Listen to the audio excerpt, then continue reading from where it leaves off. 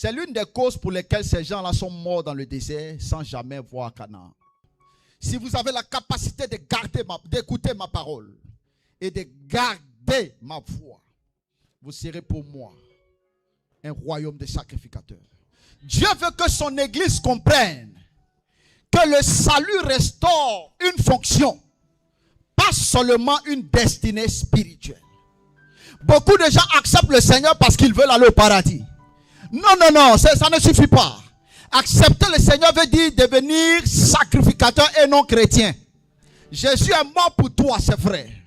Tu l'as accepté, c'est vrai. Mais si tu restes là au bas niveau, tu vas rater beaucoup de choses. Tu dois passer de ce niveau-là à un niveau plus élevé qu'on appelle la sacrificature. Et pourquoi depuis que tu pries, les choses ne marchent pas? Est-ce que tu es sûr que tu es prioritaire?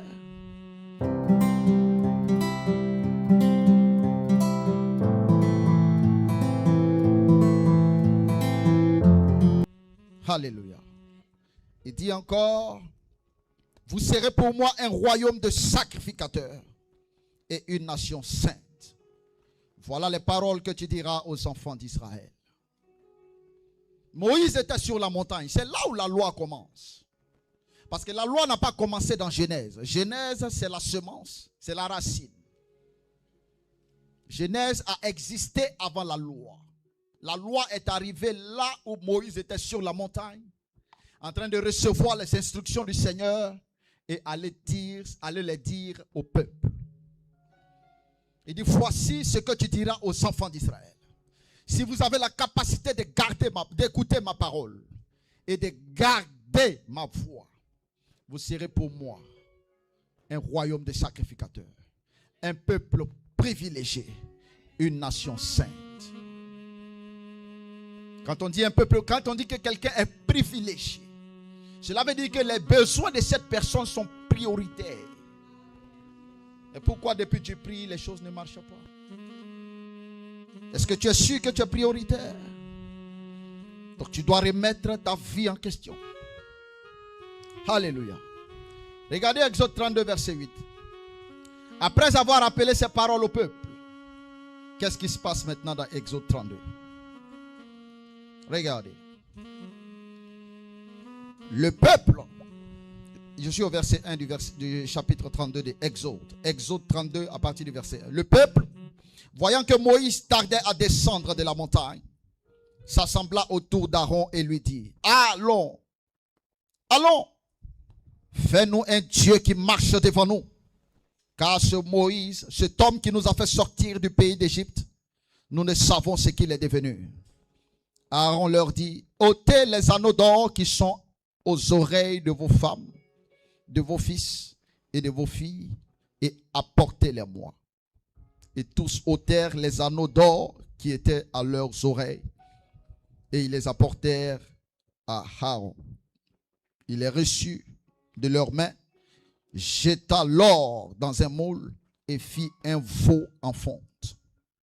Et ils dirent, Israël, voici ton Dieu qui t'a fait sortir du pays d'Égypte. Lorsque Aaron vit cela, il bâtit un autel devant lui et s'écria, demain il y aura fête à l'honneur de l'Éternel. Le lendemain, ils se levèrent de bon matin et ils offrirent des holocaustes et des sacrifices d'action de grâce. Le peuple s'assit pour manger et pour boire. Puis ils se levèrent pour se divertir. L'Éternel dit à Moïse, va, descends, car ton peuple que tu as fait sortir du pays d'Égypte s'est corrompu. Ils se sont promptement écartés de la voie que je leur avais prescrite. Ils se sont fait un veau en fonte et ils se sont prosternés devant lui. Ils lui ont offert des sacrifices et ils lui ont dit, Israël, voici ton Dieu qui t'a fait sortir du pays d'Égypte. L'Éternel dit à Moïse, je vois que ce peuple est un peuple au cou roide. Maintenant, laisse-moi, ma colère va s'enflammer contre eux et je les consumerai. Mais je ferai de toi une grande nation. Alléluia. Moïse implora le Seigneur, son Dieu, et dit, pourquoi, ô Éternel, ta colère s'enflammera-t-elle contre ton peuple que tu as fait sortir du pays d'Égypte par une grande puissante et par une main forte. Si vous lisez après, plus tard, vous allez voir ce qui s'est passé. Pendant que Dieu vient leur dire, vous serez pour moi une nation sainte, si vous écoutez ma voix et si vous gardez ma parole. Ils ont dit à Moïse, dis à l'Éternel que nous avons compris. Moïse remonte sur la montagne. Il dit, Père, le peuple dit, ok. Ils sont d'accord d'écouter ta voix, de garder ta parole pour que tu fasses d'eux une nation sainte, un peuple privilégié. Et pendant que Moïse est en train de parler à Dieu, ces mêmes personnes reviennent derrière et dire à Aaron que non, nous voulons voir, nous ne savons pas ce que ce Moïse est devenu. Fais-nous un Dieu. Montre-nous le Dieu qui nous a fait sortir d'Égypte. Et c'est à la suite qu'ils se sont fait un faux d'or. Une statue qu'ils ont commencé à adorer eux-mêmes.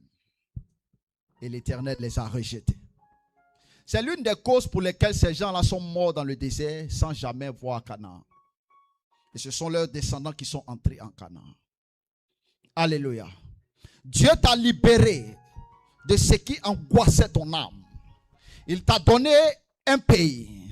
Mais tu as commencé à te corrompre, à l'oublier et à faire autre chose qui n'a rien à voir avec ce qu'il t'a demandé de faire.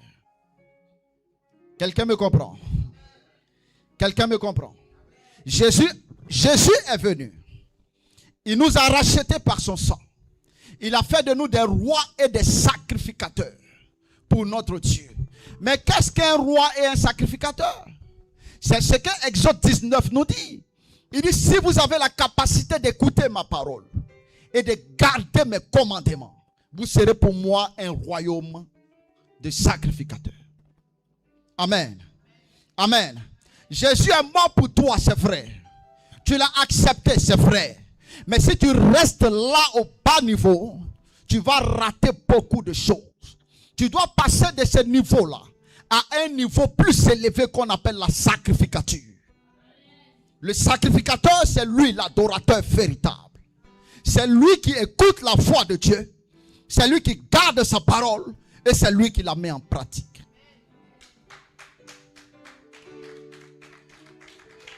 Est-ce que tu me comprends? Alléluia. Dieu veut que son église comprenne que le salut restaure une fonction, pas seulement une destinée spirituelle. Beaucoup de gens acceptent le Seigneur parce qu'ils veulent aller au paradis. Non, ça ne suffit pas. Accepter le Seigneur veut dire devenir sacrificateur et non chrétien. Le non chrétien est venu d'où? Acte 11, verset 26. Vous savez, quand vous ne connaissez pas la Bible, vous vous mettez à faire des choses que vous ne comprenez pas.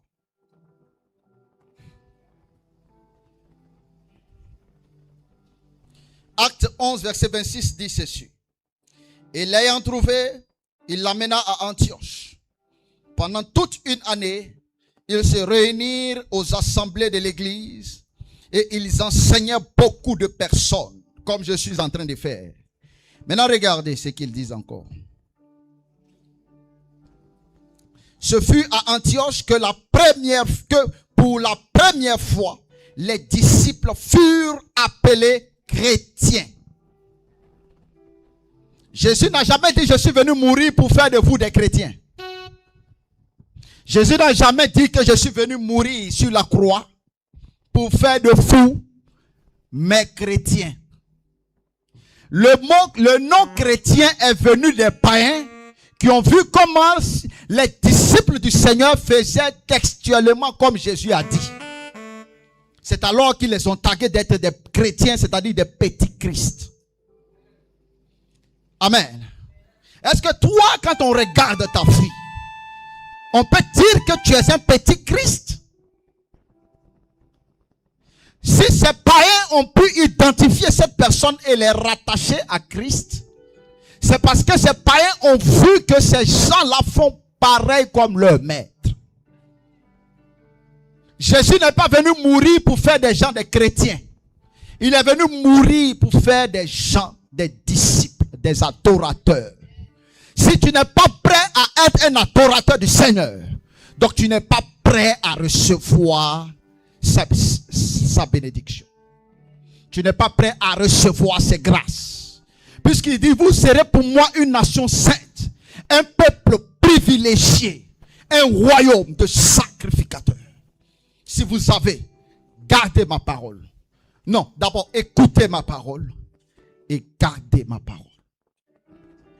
Jésus aussi dit, vous êtes heureux si vous savez ces choses, pourvu que vous les pratiquiez.